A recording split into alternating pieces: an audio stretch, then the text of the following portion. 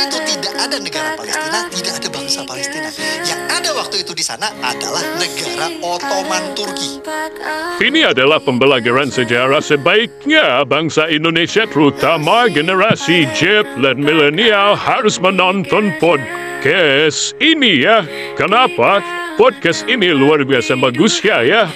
Sehingga kita akan menghargai Ustadz Felix Sial dan tentu akan miring terhadap pendapat dari Abu Janda ini. Walaupun bagaimana, Permadi Arya juga punya jasa, sehingga Felix Sial itu begitu dihargai. Permadi Arya memang siap untuk dipermalukan. Kita pahlawan atau apa kira-kira? Pangeran Diponegoro. Nah, pahlawan atau dia seorang teroris atau ekstremis? Nggak tahu sih jawabannya Ustaz. Kalau bagi kita, kalau bagi Diponegoro harusnya sih pahlawan. Pahlawan. Iya. Sultan Hasanuddin. Pahlawan sih. Pahlawan. Iya. Tapi bagi Belanda, penjajah. Iya, penjajah. Belanda bilang kami bangun benteng di Makassar itu untuk menahan serangan daripada orang-orang lokal yang barbar. Persis seperti ketika kita nonton film Avatar, which we are siding. Orang-orang Avatar atau orang-orang manusia-manusia yang pakai tentara-tentara itu, yang mana kira pernah nonton Avatar 2 nggak? Pernah. Yang mana kita siding? Yang biru-biru itu orang manusia? Biru-biru sih. Biru-biru. Kita pernah nonton Star Trek? Aku belum. Kayak Star Wars ya? Sorry Star Trek. Star Wars. Ya. Which we are siding? Resistance ataupun yang pemerintah ya? Yang resistance kan ada Luke Skywalker di situ kan, ya. Ketika kita nonton Avatar, kita nonton kemudian Star Wars, kita pihak pada resistance. Kenapa? Karena kita tahu mereka yang benar. Karena mereka mencoba untuk mempertahankan tanah mereka yang diambil oleh orang tanpa sebab, hanya karena keuntungan biasa aja. Orang nonton Avatar sedih banget ketika kemudian ada anaknya Avatar yang meninggal. Spoiler, gitu kan ya, spoiler. Nggak apa-apa lah. Tapi ketika kita lihat Palestina, kok kita bisa bilang orang-orang Hamas itu adalah orang-orang yang justru barbar. Padahal mereka di situ baik-baik saja, tiba-tiba ada orang datang. Bayangkan, Hamas itu baru mulai 1987. Itu baru mulai ada. Sementara kemudian orang-orang Yahudi ini sudah datang 1922, bikin masalah, 1948 bikin negara di tanah orang. Halo, salam sejahtera bagi kita semua. Assalamualaikum warahmatullahi wabarakatuh. Berikut ini hanya cuplikan-cuplikan saja ya, agar semua netizen bisa menonton konten aslinya seperti yang sudah ditayangkan di awal konten ini. Oke, kita mulai pembahasannya secara singkat saja. Sejak Nabi Adam diturunkan di bumi dan beranak pinak, disitulah terjadi persengketaan, perkelahian, dan pembunuhan. Bukan? Ingat peristiwa Habil atau Kabil dan Habil itu. Itulah sejarahnya sampai sekarang. Lah, kenapa? Seperti itu kan sudah ditulis di dalam Al-Quran. Bahkan riwayatnya saja ketika Nabi Adam mau diciptakan dari saripati bumi, bumi itu menolak. Kenapa? Akan terjadi pertumpahan darah. Pertumpahan darah di bumi ini, kan begitu kata bumi.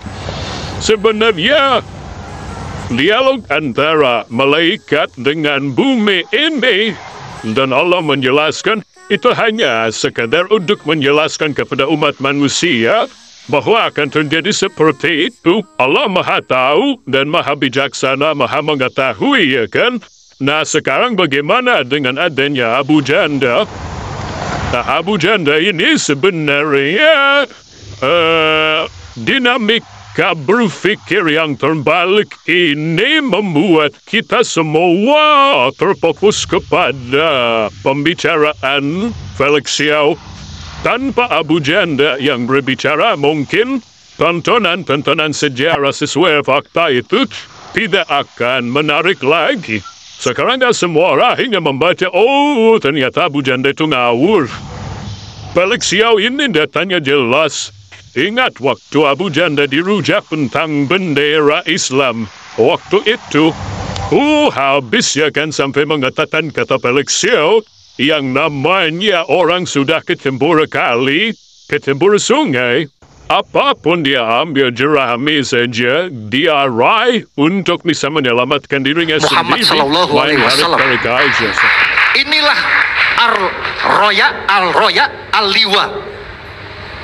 Monggo, ini banyak sumber kredibel yang bisa dicek. Banyak sumber kredibelnya. Ini bisa dicek ini. Ya, bisa periksa sendiri. Ini Bang Karni, barang aslinya ini ada di Islamic Museum di Istanbul, Turki. Monggo, Koko Felix kan suka ke Turki, mampir ke sana.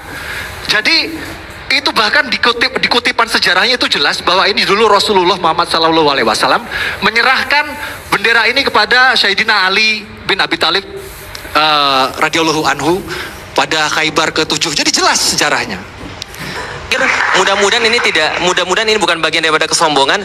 Nggak ada yang lebih tahu di Indonesia tentang Utsmani daripada saya, insya Allah.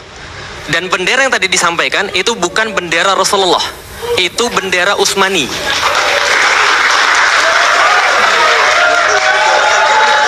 Makanya berarti itu adalah sebuah kebohongan publik yang kemudian tadi. Bahkan ini adalah, boleh ngasih sebentar Mas, sebentar, tunggu dulu.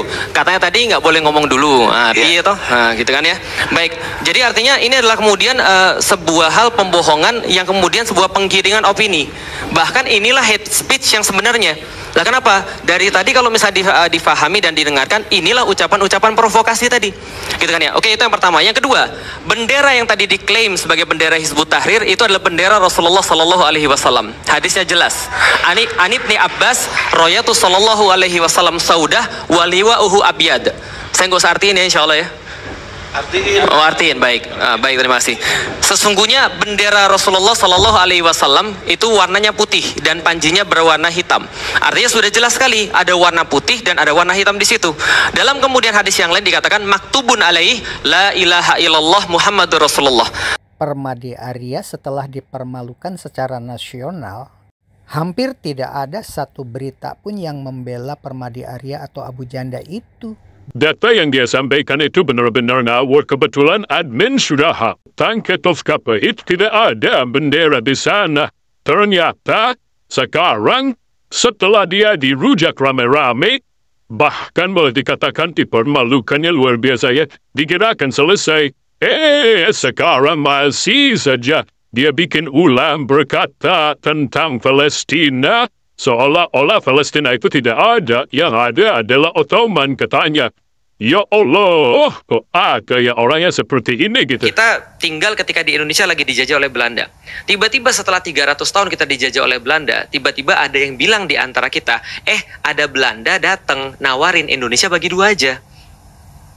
Kira-kira gimana? Makassar diambil sama Belanda, Sumatera bolehlah sama orang-orang Melayu. Nggak mau lah. Nggak mau, kenapa nggak mau? Karena ini tempat kita. Kalian yang datang sini tiba-tiba harus bagi dua. Pertanyaanku kalau kita relatekan pada keadaan yang sekarang.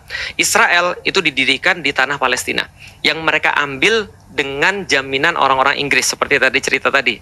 Part of it true. Iya. Ketika kemudian mereka ambil, terus kemudian selama hampir 100 tahun sampai dengan sekarang, mereka membunuh orang-orang yang ada di sana. Kalau dimulai dari 1922, bahkan sudah 102 tahun mereka kemudian membunuh orang-orang di sana, menzolimi secara biadab, dan semua terdokumentasi sampai dengan saat ini.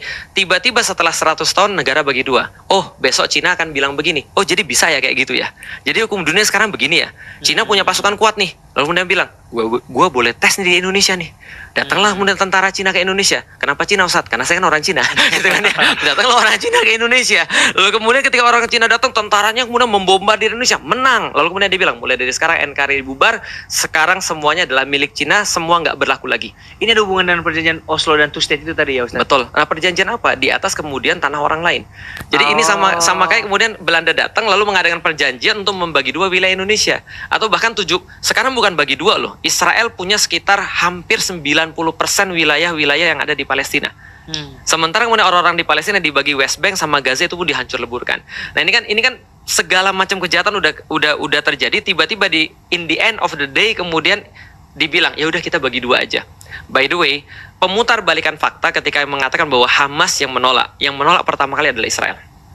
Gimana tuh faktanya? Karena mereka nggak mau terima partition plan yang diajukan oleh PBB untuk membagi dua wilayah Palestina dan Israel itu ditolak pertama kali oleh Israel. Walaupun secara pribadi aku juga nggak setuju untuk menerima itu. Kenapa? Karena bagaimana mungkin kalau ada orang yang dijajah tiba-tiba harus dibagi dua. Oh, jadi isi perjanjian Oslo adalah bagi dua ya? Itu sebelum Oslo ada namanya partition plan dari PBB. Itu yang nolak Israel.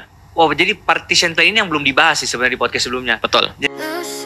Ada tempat orang di Gaza. Lucy, ada tempat orang di Gaza. Di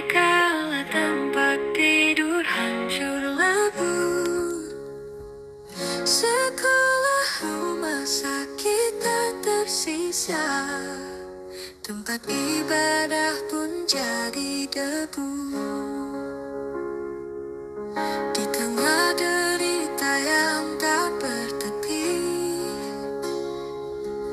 ada harapan dalam dada.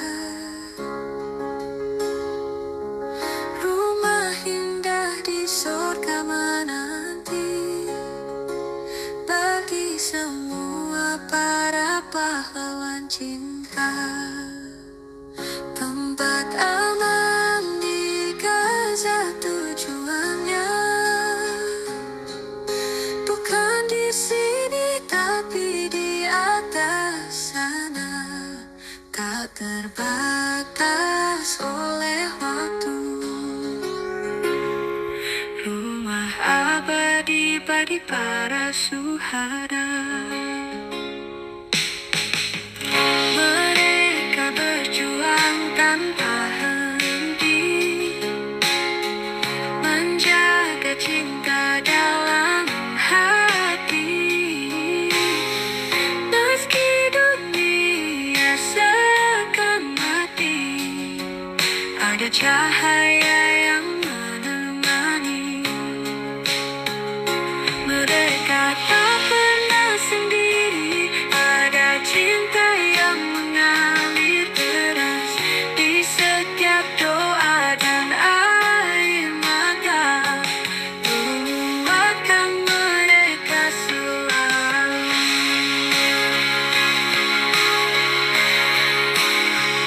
Tempat aman di Gaza tujuannya, bukan di sini tapi di atas sana. Ya, Nabi Adam diturunkan di bumi dan beranak pinak, disitulah terjadi persengketaan, perkelahian, dan pembunuhan, bukan? Ingat peristiwa Habel atau Kabil dan Habil itu. Itulah sejarahnya sampai sekarang. Lah, kenapa seperti itu? Kan sudah ditulis di dalam Al-Quran. Bahkan riwayatnya saja ketika Nabi Adam mau diciptakan dari saripati bumi, bumi itu menolak. Kenapa? Akan terjadi pertumpahan darah. Pertumpahan darah di bumi ini, kan begitu kata bumi. Sebenarnya dialog antara malaikat dengan bumi ini, dan Allah menjelaskan, itu hanya sekedar untuk menjelaskan kepada umat manusia bahwa akan terjadi seperti itu. Allah Maha Tahu dan Maha Bijaksana, Maha Mengetahui, ya kan? Nah, sekarang bagaimana dengan adanya Abu Janda?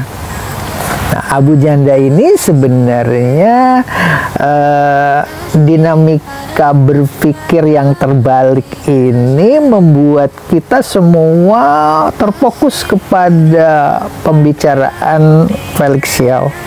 Tanpa Abu Janda yang berbicara, mungkin tontonan-tontonan sejarah sesuai fakta itu tidak akan menarik lagi.